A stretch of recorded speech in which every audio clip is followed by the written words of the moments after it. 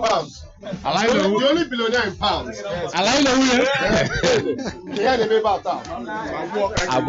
Well, again, we're really to answer bad there. You know, boss, the casual of rich. You know, open the way. That there were MC Sam.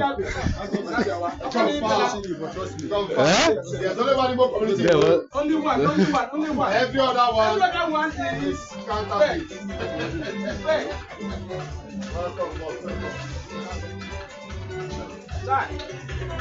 Hello, how are you?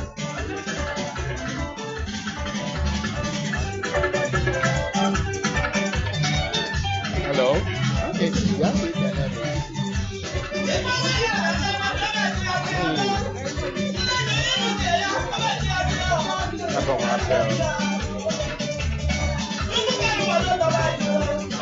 Hey, how are you?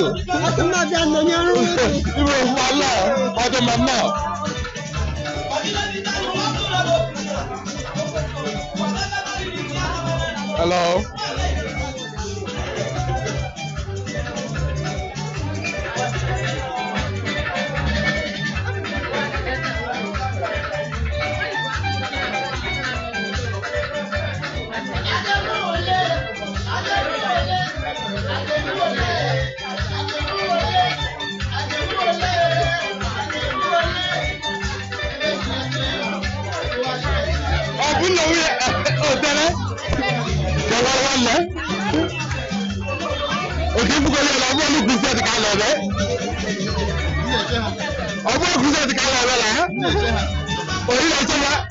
Okay, you gotta catch all the bala. I say, let's see you know, looking at no, you're Auntie Peggy. Okay, hello, you're welcome.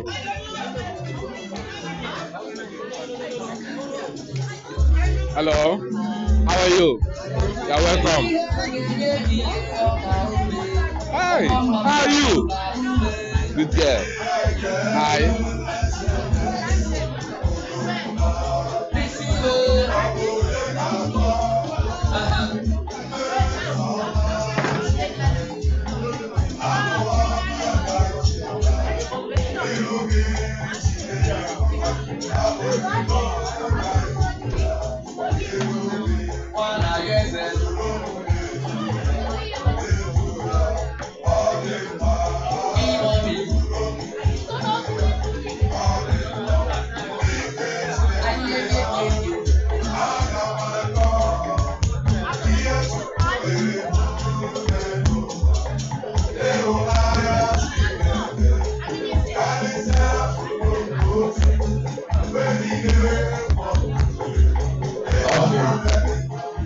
Check 1, 2.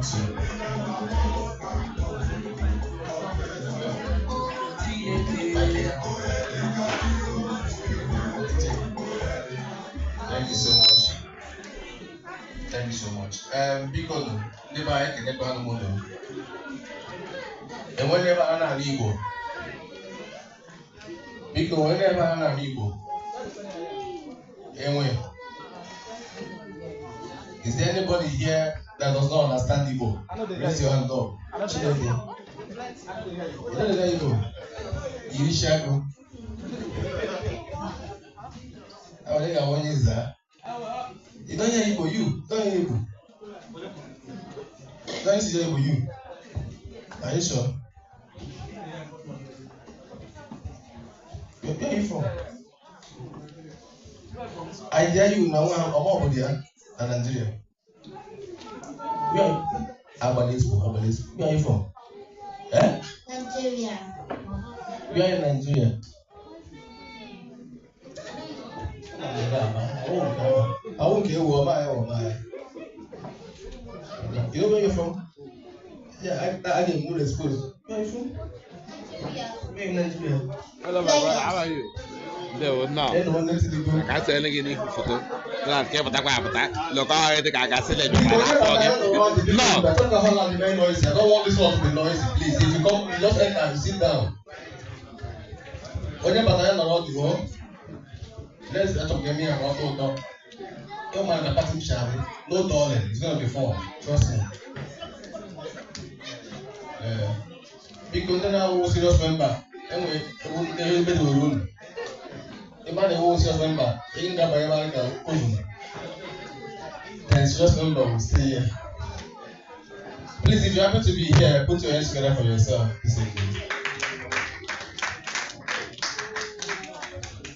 First of all, let me say a very big welcome. I can hear you today. What am I Igbo community? So I can ask Igbo. I want to know Igbo guests even here. So never forget what was this man saying. They will explain to you. Ambassador Yatra. That way I am this. The way I am I remember. You can shift the strength. We have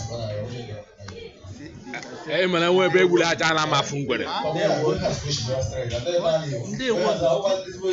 can understand what you mean. What I mean is, they won't greet you. They will know that you are one of us. Or whatever. Distinguished ladies and gentlemen, I give you member.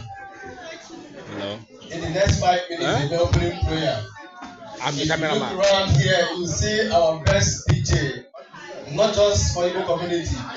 That DJ in the whole of South Wales, UK precisely, this guy is the best. One more time, put your hands together for DJ Dots. DJ Dots, don't worry, you marry my daughter. Oh, sorry, I don't forget, you know man. Oh, DJ? You never marry. Yeah, my happiness will not do my hair. I saw how my phone got my hand down. She won't be having a good one. Give my on 1 million 1 hour. Because all the people, I don't got a whole lot of the cow. Hello. All they will do is go to now. Let's have the arrangements now. I wouldn't want a bit of a man. I need to have it. I told me, because ọbụna na-ebute oche ebute n'oche Sorry. Once I start education officially, I wouldn't want anybody to be walking around. Because I thought that this party that I thought last year was very fun and this year got it funner. Last year the fun, this year got it. Thank you very much. Oyibo, are you a British? One thing I don't like about this country, their language. But I like it. Their language is very nice. Your language is very British, very nice. Don't love language.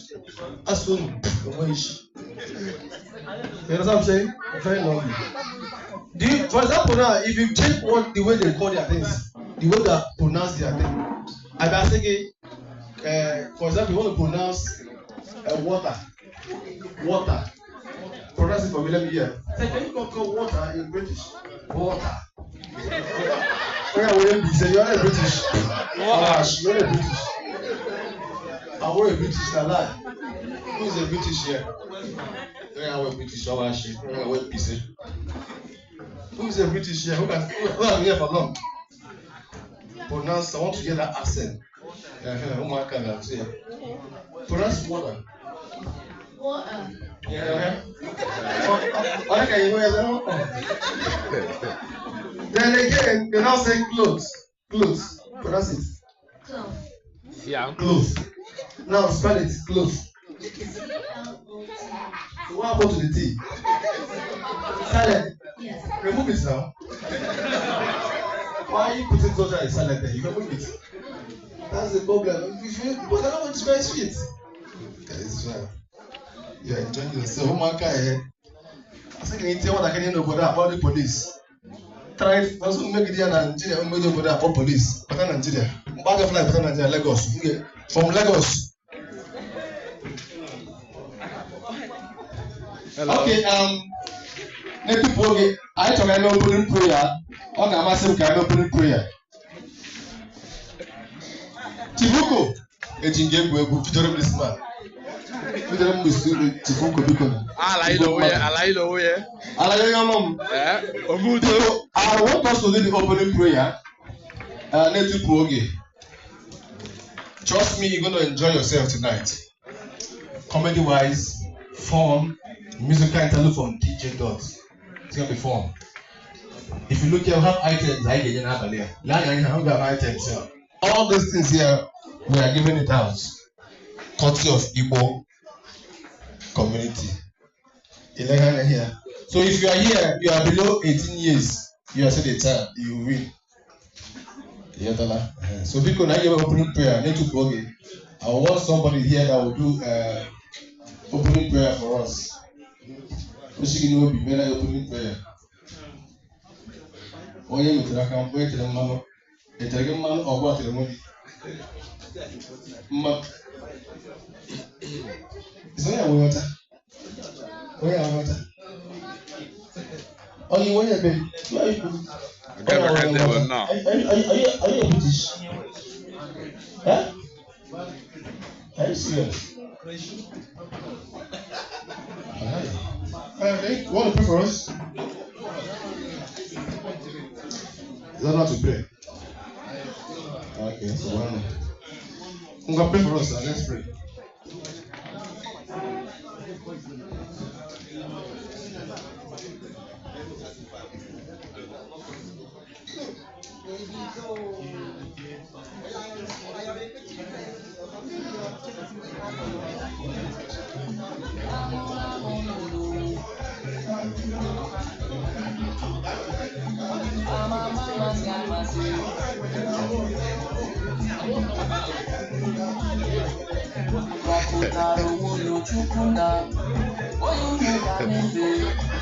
Baby do. Kedo. Olha. Love.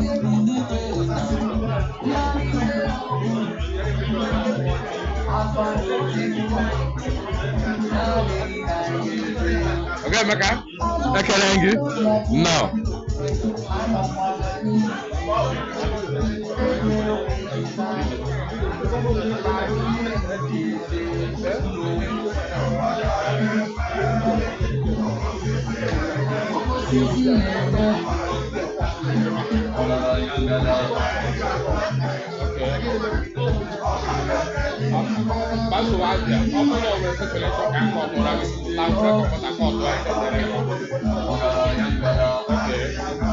Okay.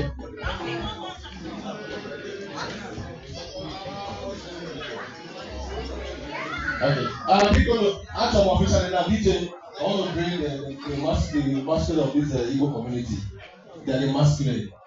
Please, if you are here and then outside, the schools of Igbo community, the past schools, all the former schools, no people. Actually, but I want to make it special because it's not easy. There are people who have contributed enough, in making this community here today. Because as I'm going to Corona, I think I have all the past schools of Igbo Community of Wales. Mom,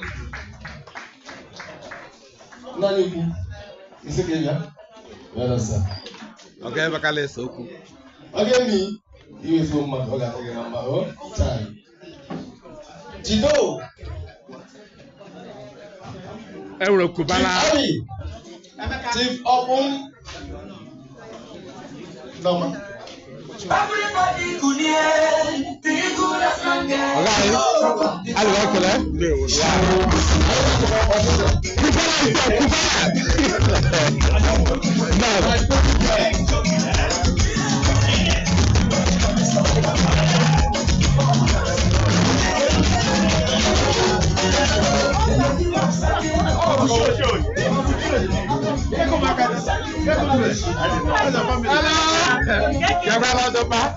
Good evening. None. We are always on board. Go live now. TikTok. Chidi, go live on Facebook and TikTok now. And we don't want more internet here by now. We don't internet. Let's me a phone me. I know no me get account now. I still be account so we can go live. You understand what I mean? Yeah. Now our account so we can go live. No be my account. No.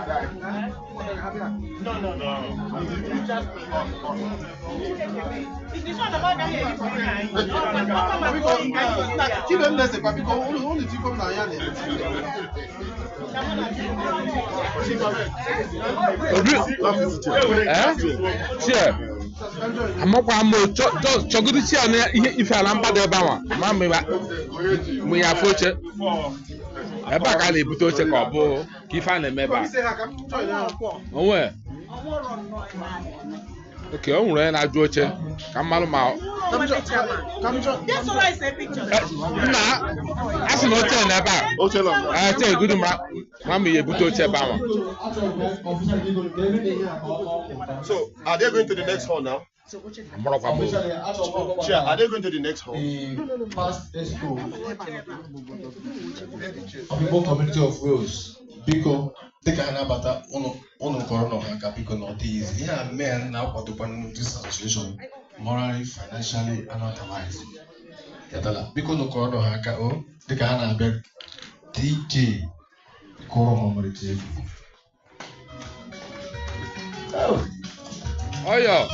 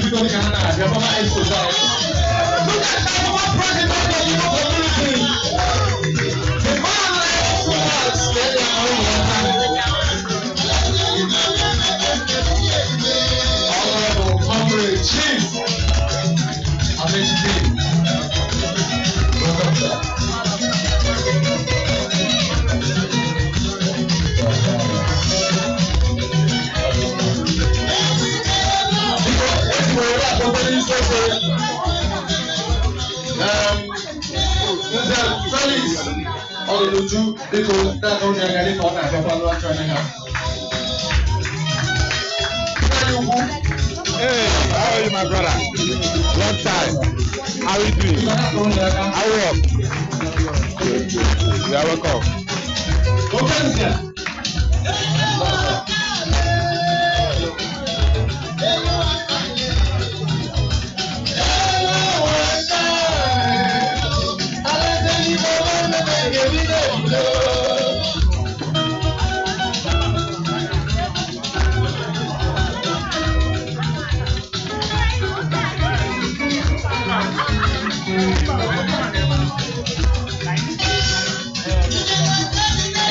How are you?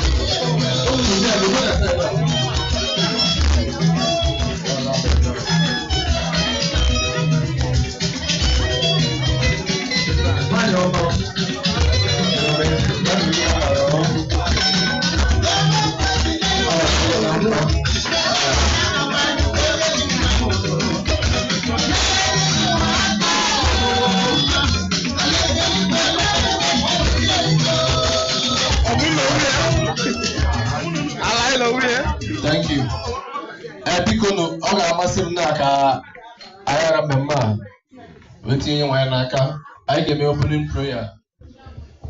Like I said before, in case you are here, you don't understand, you are being invited, and in our Igbo, don't understand Igbo language. Mind you, I'll offer tomorrow. As I'm saying it now, put translator, because I'm not going to explain. Just be patient. Time for food. You can eat here now.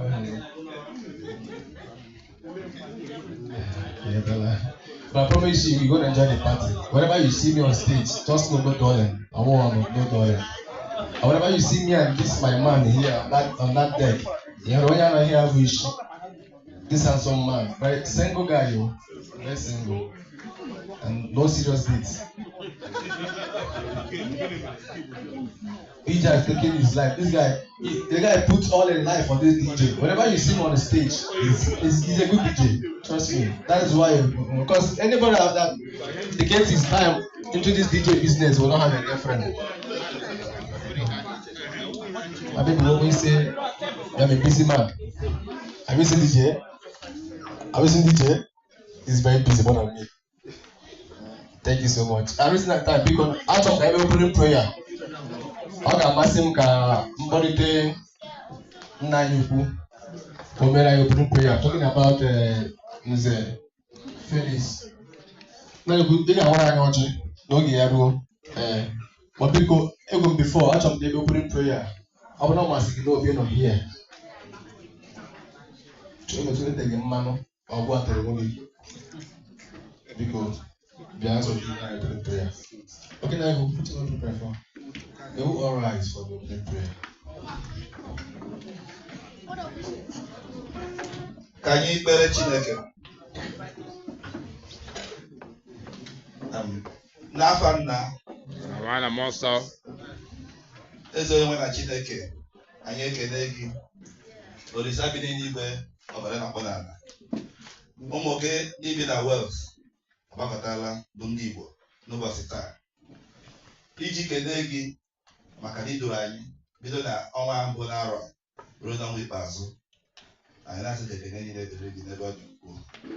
Anyị nwere mmemme anyị na-eme n'ụbọchị taa tinye n'ọba aka gị na-arịọ gị dibịa bụrụ ụzọ bụrụ n'isi oche kpere anyị azụ chekwaba anyị ka anyị bịa n'udo mgbe anyị ga-ala anyị lakwazịa n'udo n'enweghị nsogbu ọbụla. Ihe anyị ga-eri ihe anyị ga-aṅụ ọ gaghị agwa anyị isi ka o ji asa anyị afọ. Ndị na-esi ego this year ọ na-agụ ka ha gba Igbo nna biko bifo anyị na-esi ebe ala taa ka anyị ga-eme ka anyị gba Igbo pụta.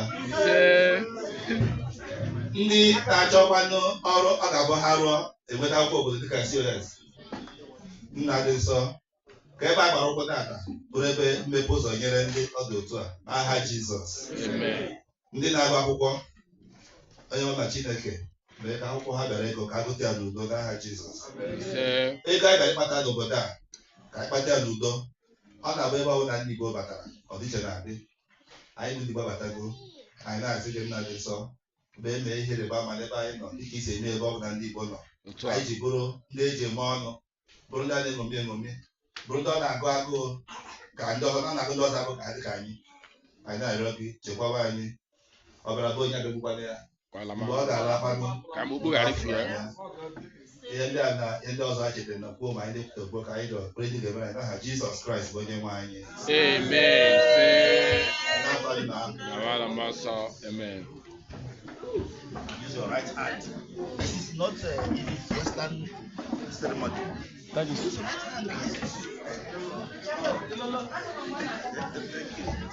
Okay. Susu. Now I'm going to Thank you very much.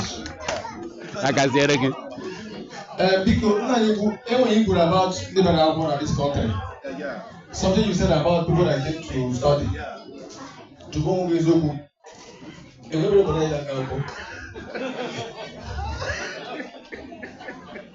got a school over there. I did a master in this country. My brother, in a class, 3 months he went now. Do you understand? He said, yes, sir. The good is there is a pass, Adam. You understand? Yes, sir. Ebe quiz in Ube E.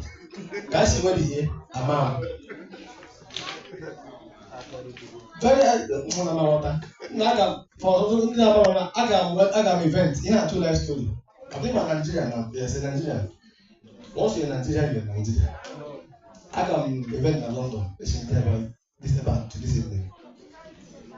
Chief, we tell you, hotel lodging or no. Give me this hotel in Nigeria. Once you lodge in a hotel in Nigeria, to thief towel with the family.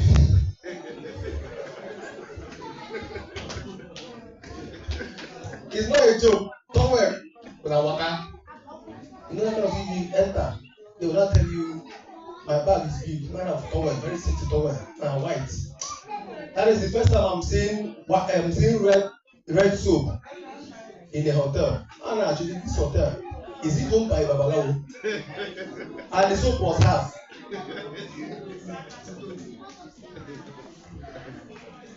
All right, thank you so much. Right now, I want us to. I'm going to leave you in the hands of DJ Dot for just 3 minutes.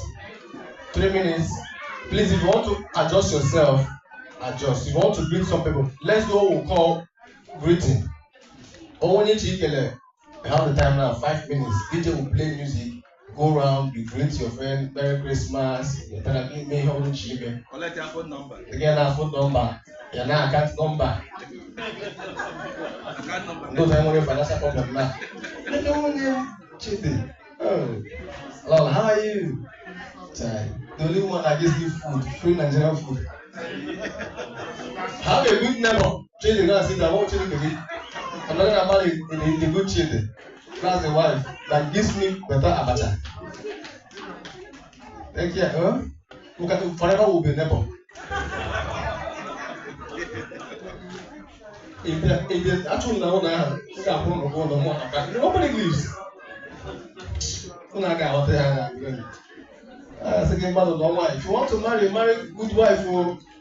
If you marry ugly wife, you see pay the same price.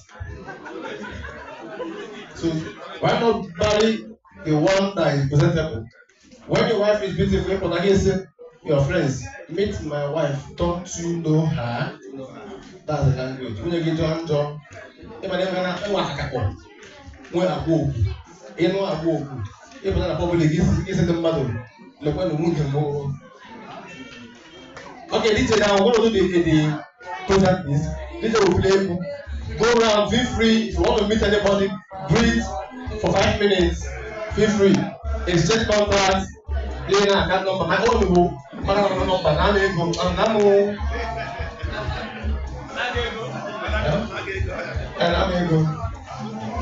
Thank you.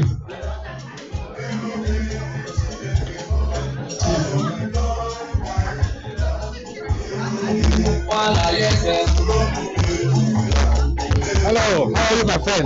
You okay? How are you? Fine. High five, please. Come on, don't be shy.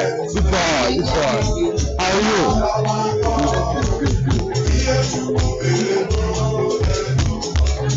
How are you, Matthew? Yeah, okay. Left side. No. Other side.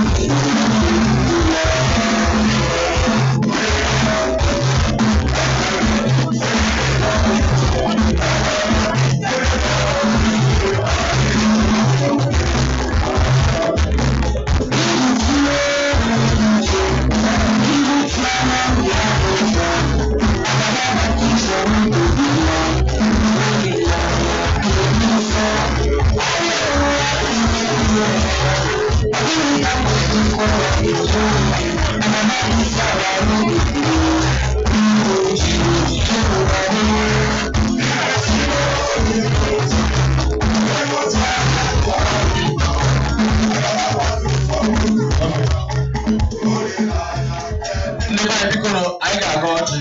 Anyị ga-eme mmụọ ọjị now, biko. Ga-ekpekpere ọjị. N'etupu oge, Nze, ọ ga-amasị m ka ndị fe n'ugo igwe eji ekwu okwu ka anyị mere anyị ihe dị n'ọjị. Afụ Nze ji okwu. Ịma na ka o si arụ. Afụkwara dike n'ike ji okwu n'ike. N'ihu na mmasị adị n'obi.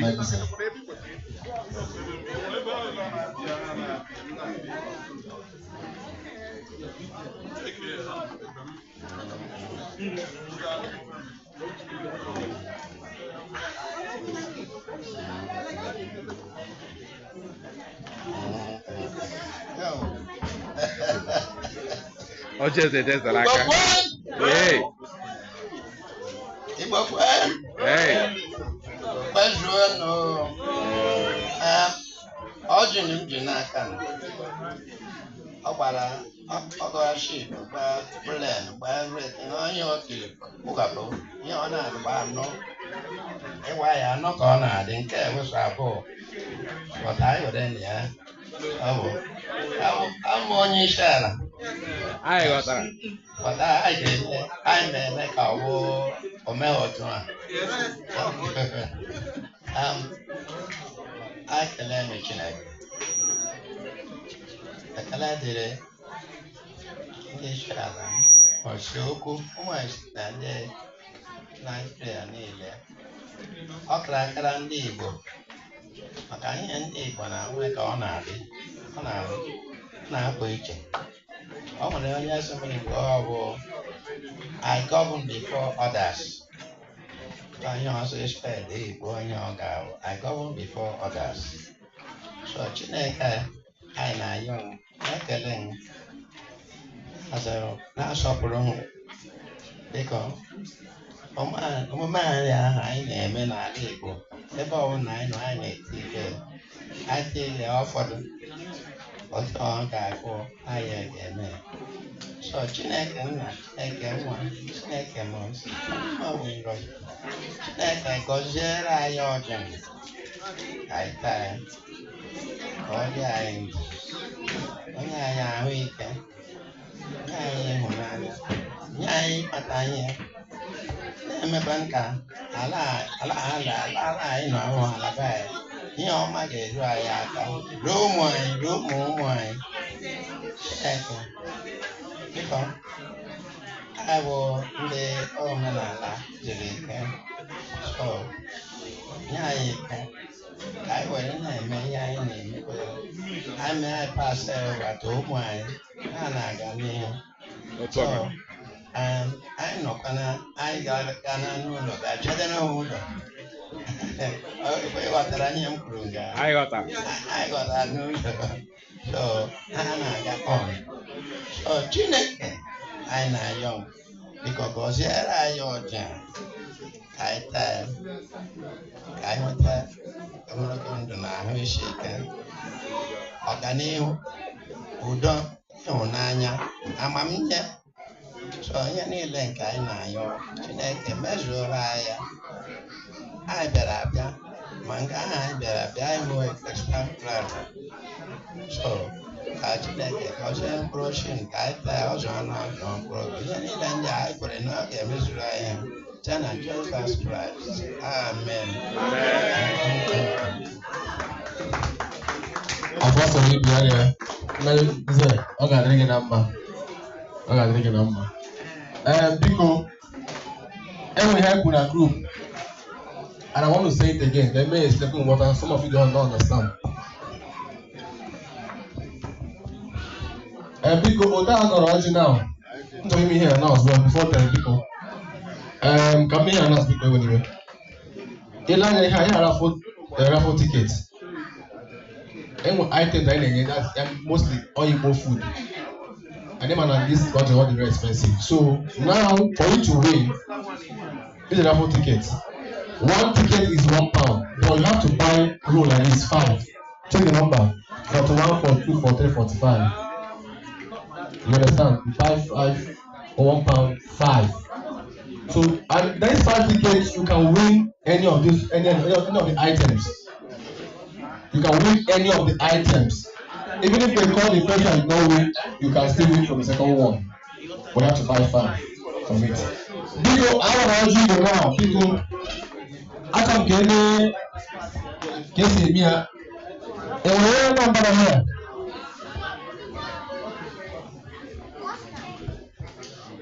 Enwere nọmba here. Onye Anambra. That you want you. I want to win. You want to hear that he's not here. I can state. I like. No, you can't wear him like that.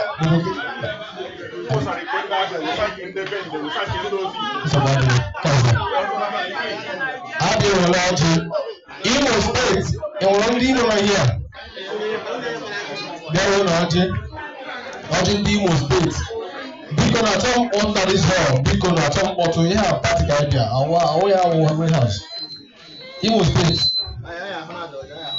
You get away. Igbo lodge. Yeah, that's it. And our Anambra. Ebonyi state. Anambra on here. Ebonyi, Anambra. Why are they watching Anambra? Hola, Wukoya Alhambra. Ebonyi state. So never. Because I never travel. Come on. Eboyonia. Anambra will go out here. I'm going Anambra. Anambra. Anambra here. This is Bano. I'm going Igbo. Kendo Enugu. Huh? Chineke mo na mabwa even number 2. Kendo Sunday Enugu. Now people literally. Okay, take it out now. I will go boy. Okay, don't come out. That's here. I will go out. Never get me out. So when you go to the Eastern States, or where? Delta will Eastern. I'm not the bush. And when that one here? Delta. Delta Igbo is true. Delta. You want to have Port Harcourt? You go outside? Amen. Ademma. What are you going to watch now? Okay.